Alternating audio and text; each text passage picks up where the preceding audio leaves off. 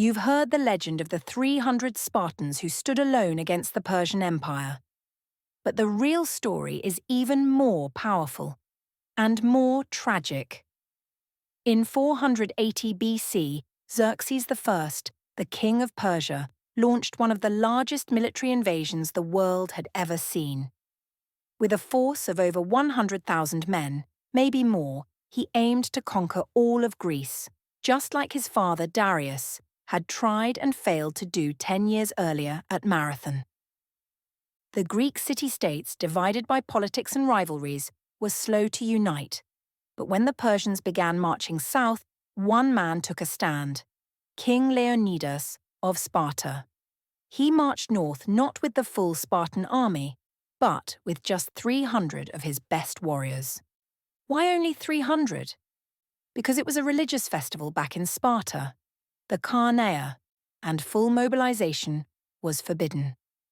So Leonidas handpicked 300 men, all of them fathers with living sons, ensuring Sparta would survive even if they fell. But here's what most people don't know. Leonidas didn't march alone. Nearly 7,000 Greek soldiers from other city-states joined him, including 700 from Thespiae, 400 from Thebes, and 1,000 from Phocis. This wasn't just a Spartan stand, it was a Greek coalition.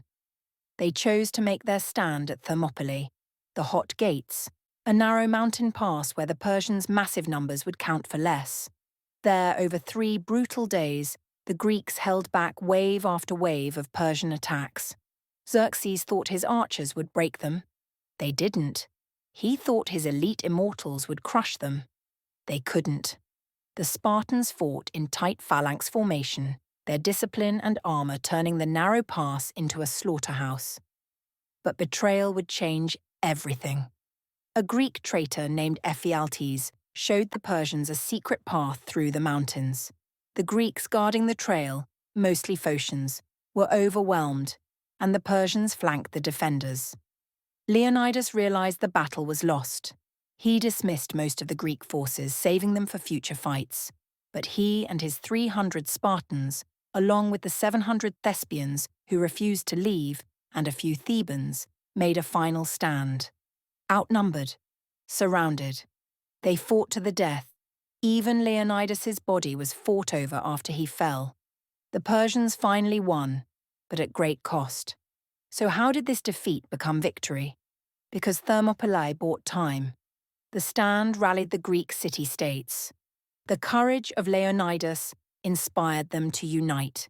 Days later, the Greek navy, led by Themistocles, lured the Persian fleet into the narrow waters of Salamis and destroyed it. Months later, on land, the Greeks crushed the Persians at the Battle of Plataea. Xerxes retreated, the invasion failed, and Greece remained free. Leonidas didn't win that battle, but his sacrifice saved a civilization. The West remembers the 300 for their courage, but history should also remember their strategy, their allies, and the truth. Sometimes, the greatest victories begin with heroic defeats.